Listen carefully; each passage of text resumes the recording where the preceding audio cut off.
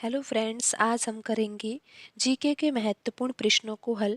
और यहाँ पर आपको जो भी जीके के प्रश्न हल करवाए जा रहे हैं वो एसएससी जीडी एग्ज़ाम में पूछे गए प्रश्न हैं। अगर आप एसएससी जीडी एग्ज़ाम की तैयारी कर रहे हो तो आप इन प्रश्नों का अभ्यास कर सकते हो। क्वेश्चन नंबर 1 है, लोहा और इस्पात रिक्तिस्तान उद्योग है। तो यहाँ पर प्रश्न में जो ऑप्शन दिए हुए हैं, ऑप्शन 1 में लिखा हुआ है हथकरघा उद्योग। तो लोहा और इस्पात हथकरघा उद्योग में तो नहीं आते, कृषि उद्योग में भी नहीं आते। और यहाँ पर ऑप्शन 4 में लिखा हुआ है कृषि आधारित उद्योग। तो ऑप्शन 4 भी यहाँ पर सही नहीं होगा। आपको पता होगा कि लोहा और इस्पात खनिज आधारित उद्योग में आते हैं, यानी कि लोहा और इस्पात खनिज आधारित उद्योग है। ऑप्शन 3 यहाँ पर सही आंसर होगा। अब हम पढ़ते हैं अगले प्रश्न की ओर। अगला प्रश्न है यहाँ पर क्वेश्चन नंबर 2। प्रश्न में पूछा गया है, भारत में किसके द्वारा मुख्यमंत्री की नियुक्ति की जाती है। मुख्यमंत्री की नियुक्ति किसके द्वारा की जाती है, प्रश्न में पूछा गया है। ऑप्शन 1 में लिखा हुआ है उपराष्ट्रपति, ऑप्शन 2 में लिखा हुआ है प्रधानमंत्री, ऑप्शन 3 में लिखा हुआ है राज्यपाल और ऑप्शन 4 में लिखा हुआ है राष्ट्रपति। और पूछा ये गया है कि मुख्यमंत्री की नियुक्ति किसके द्वारा की जाती है। तो इसका सही आंसर होगा राज्यपाल। राज्यपाल के द्वारा मुख्यमंत्री की नियुक्ति की जाती है। अगर प्रश्न में पूछा जाता कि प्रधानमंत्री की नियुक्ति किसके द्वारा की जाती है तो आंसर यहाँ पर सही होता राष्ट्रपति। लेकिन प्रश्न में पूछा गया है कि मुख्यमंत्री की नियुक्ति किसके द्वारा की जाती है तो सही आंसर होगा राज्यपाल। ऑप्शन 3 यहाँ पर सही आंसर होगा। अब हम बढ़ते हैं अगले प्रश्न की ओर। क्वेश्चन नंबर 3 है, भारत में मानसून की अवधि जून के आरंभ से सितंबर के मध्य तक रिक्तिस्तान दिनों के बीच होती है। और ऑप्शन में यहाँ पर दिनों की संख्या दी हुई है, जैसा कि ऑप्शन 1 में लिखा हुआ है 200 से 240 दिन, ऑप्शन 2 में लिखा हुआ है 100 से 120, ऑप्शन 3 में लिखा हुआ है 60 से 80 दिन और ऑप्शन 4 में लिखा हुआ है 260 से 280 दिन। तो यहाँ पर आप देखिए, हमें ये बताना है कि मानसून की जो अवधि है वो कितने दिनों की होती है। लेकिन आप यहाँ पर देख सकते हो कि महीना तो यहाँ पर लिखा ही हुआ है कि जून के आरंभ से सितंबर के मध्य तक होती है। अगर आप यहाँ से ही दिन निकालना चाहो तो निकाल सकते हो, जैसा कि आपको पता है कि जून के महीने में कितने दिन होते हैं, 30 दिन होते हैं। जुलाई के महीने में होंगे 31 दिन और यहाँ पर जुलाई के बाद आएगा अगस्त, अगस्त में होंगे 31 दिन। और यहाँ पर कहा गया है कि जून से तो आरंभ है लेकिन सितंबर के मध्य तक। तो सितंबर के मध्य यानी कि आप मान सकते हो कि 15 सितंबर तक। तो अगर आप यहाँ पर दिनों की संख्या देखोगे तो ये कितनी हो जाएगी, यहाँ पर आप जोड़ सकते हो, एक और एक दो, दो में 5 जोड़ेंगे तो 7 आ जाएगा और 3 6, यहाँ पर आएगा 9, 9 में 1 जोड़ेंगे तो आ जाएगा यहाँ पर 10। यानी कि यहाँ पर जो हमने आंसर निकाला है वो लगभग आंसर है और जो कि कितना आया है 107 दिन। और आप देख सकते हो कि यहाँ पर कौन सा ऑप्शन सही होगा, यहाँ पर तो ऑप्शन 2 ही सही होगा जिसमें लिखा हुआ है कि 100 से 120 दिन। और हमारे यहाँ पर जो आंसर आया है कि दिनों की संख्या जो हमने निकाली है वो कितनी है, 107 दिन। क्योंकि आप देख सकते हो कि जो मानसून की अवधि है वो जून के आरंभ से सितंबर के मध्य तक है। तो जून के महीने में 30 दिन होते हैं, फिर अगस्त के, फिर जुलाई के महीने में 31 दिन, फिर अगस्त के महीने में 31 दिन और फिर हमने सितंबर के मध्य यानी कि आधा सितंबर अगर हम देखें तो यहाँ पर हमने 15 दिन लिए और टोटल करके देखा तो यहाँ पर आया 107 दिन। तो उस हिसाब से तो यहाँ पर ऑप्शन 2 जो है वो सही आंसर होगा कि मानसून की अवधि जून के आरंभ से सितंबर के मध्य तक 100 से 120 दिनों के बीच की होती है। अब हम बढ़ते हैं अगले प्रश्न की ओर। अगला प्रश्न है यहाँ पर क्वेश्चन नंबर 4। प्रश्न में पूछा गया है कि निम्नलिखित में से किस खिलाड़ी ने भारत के लिए क्रिकेट टेस्ट मैच में पहला शतक बनाया था। क्वेश्चन में पूछा गया है कि निम्नलिखित में से किस खिलाड़ी ने भारत के लिए क्रिकेट टेस्ट मैच में पहला शतक बनाया था। तो यहाँ पर ऑप्शन दिए हुए हैं।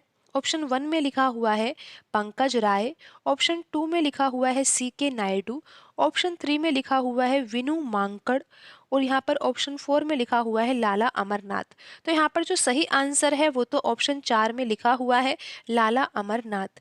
यानी कि जो खिलाड़ी है लाला अमरनाथ, उन्होंने भारत के लिए क्रिकेट टेस्ट मैच में पहला शतक बनाया था। तो ऑप्शन 4 यहाँ पर सही आंसर होगा। अब हम बढ़ते हैं अगले प्रश्न की ओर। अगला प्रश्न है यहाँ पर क्वेश्चन नंबर 5।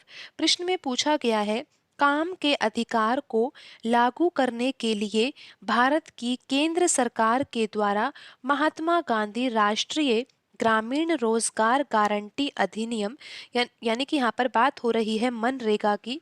आपको पता होगा मनरेगा एक योजना है कि प्रश्न में पूछा गया है कि काम के अधिकार को लागू करने के लिए भारत की केंद्र सरकार द्वारा महात्मा गांधी राष्ट्रीय ग्रामीण रोजगार गारंटी अधिनियम किस वर्ष में अधिनियमित किया गया था। तो यहाँ पर जो बात हो रही है वो मनरेगा योजना की बात हो रही है और पूछा ये गया है कि महात्मा गांधी राष्ट्रीय ग्रामीण रोजगार गारंटी अधिनियम किस वर्ष में अधिनियमित किया गया और यहाँ पर ऑप्शन दिए हुए हैं। तो यहाँ पर कौन सा ऑप्शन सही होगा, यहाँ पर ऑप्शन 4 सही आंसर होगा। सन 2009 में यहाँ पर आप देख सकते हो कि किस अधिनियम की बात हो रही है, महात्मा गांधी राष्ट्रीय ग्रामीण रोजगार गारंटी अधिनियम। तो इस अधिनियम को सन 2009 में अधिनियमित किया गया था। अब हम बढ़ते हैं अगले प्रश्न की ओर। तो यहाँ पर अगला प्रश्न है क्वेश्चन नंबर 6। यहाँ पर पूछा गया है कि भारत सरकार ने वर्ष रिक्तिस्तान में एक अधिनियम पारित करके तत्कालीन जम्मू और कश्मीर राज्य की विशेष संवैधानिक स्थिति को रद्द कर दिया। तो यहाँ पर ऑप्शन दिए हुए हैं सन 2018, सन 2014, सन 2021, सन 2019। तो इसका सही आंसर है ऑप्शन 4 जिसमें लिखा हुआ है 2019। भारत सरकार ने वर्ष 2019 में एक अधिनियम पारित करके तत्कालीन जम्मू और कश्मीर राज्य की विशेष संवैधानिक स्थिति को रद्द कर दिया। अब हम बढ़ते हैं अगले प्रश्न की ओर। अगला प्रश्न है क्वेश्चन नंबर 7। प्रश्न में पूछा गया है सितंबर 2022 में, आपको पता होना चाहिए कि जो ये प्रश्न पत्र है वो 2022 का प्रश्न पत्र है एसएससी जीडी एग्जाम का। तो यहाँ पर जो करंट अफेयर्स से संबंधित प्रश्न पूछे गए हैं वो 2022 के हैं, लेकिन आप यहाँ पर इस प्रश्न के माध्यम से ये समझ सकते हो कि प्रश्न किस तरीके से पूछा गया है। प्रश्न में पूछा गया है सितंबर 2022 में मेडागास्कर गणराज्य में भारत के राजदूत के रूप में किसे नामित किया गया। यहाँ पर ऑप्शन दिए हुए हैं, तो यहाँ पर कौन सा ऑप्शन सही होगा। ऑप्शन 3 में लिखा हुआ है बंडारू विल्सन बाबू। तो यहाँ पर सही आंसर होगा ऑप्शन 3, यहाँ पर सही आंसर होगा। सितंबर 2022 में मेडागास्कर गणराज्य में भारत के राजदूत के रूप में बंडारू विल्सन बाबू को नामित किया गया। क्वेश्चन नंबर 8 प्रश्न में पूछा गया है पश्चिम बंगाल किस देश के साथ अपनी सबसे लंबी सीमा साझा करता है। तो यहाँ पर पूछा गया है कि पश्चिम बंगाल किस देश के साथ अपनी सबसे लंबी सीमा साझा करता है। तो इसका सही आंसर है ऑप्शन 2 बांग्लादेश। पश्चिम बंगाल बांग्लादेश के साथ अपनी सबसे लंबी सीमा साझा करता है। अब हम बढ़ते हैं अगले प्रश्न नंबर 9 में पूछा गया है नवंबर 2022 तक की स्थिति के अनुसार भारत में केंद्रीय संचार और इलेक्ट्रॉनिक्स एवं सूचना प्रौद्योगिकी मंत्री कौन है। तो यहाँ पर कौन सा ऑप्शन सही होगा। ऑप्शन 4 यहाँ पर सही आंसर होगा अश्वनी वैष्णव। भारत में केंद्रीय संचार और इलेक्ट्रॉनिक एवं सूचना प्रौद्योगिकी के मंत्री है और वर्तमान में भी अश्वनी वैष्णव ही मंत्री है। यहाँ पर तो प्रश्न में नवंबर 2022 तक की स्थिति के बारे में पूछा गया है कि नवंबर 2022 तक की स्थिति के अनुसार भारत में केंद्रीय संचार और इलेक्ट्रॉनिक्स एवं सूचना प्रौद्योगिकी मंत्री कौन है। तो उसका आंसर तो अश्वनी वैष्णव है, लेकिन वर्तमान में भी केंद्रीय संचार और इलेक्ट्रॉनिक्स एवं सूचना प्रौद्योगिकी के मंत्री अश्वनी वैष्णव ही है।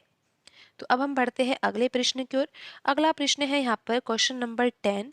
प्रश्न में पूछा गया है कि भारत में हरित क्रांति में उच्च उपज देने वाली किस्मों के बीजों के प्रयोग की मुख्य विशेषता क्या थी। भारत में हरित क्रांति में उच्च उपज देने वाले किस्मों के बीजों के प्रयोग की मुख्य आवश्यकता क्या थी। तो ऑप्शन 1 में लिखा हुआ है कि फसल उगाने की पुरानी पद्धति का उपयोग। ऑप्शन 2 में लिखा है पानी की अनियमित आपूर्ति का उपयोग। ऑप्शन 3 में लिखा हुआ है स्थानीय बीजों का उपयोग और ऑप्शन 4 में लिखा हुआ है उर्वरक और कीटनाशक का उपयोग। तो यहाँ पर ऑप्शन 4 सही आंसर होगा।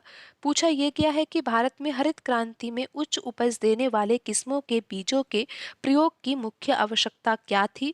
तो सही आंसर है उर्वरक और कीटनाशक का उपयोग। तो आज की वीडियो में इतना ही, मिलते हैं अगले वीडियो में। धन्यवाद।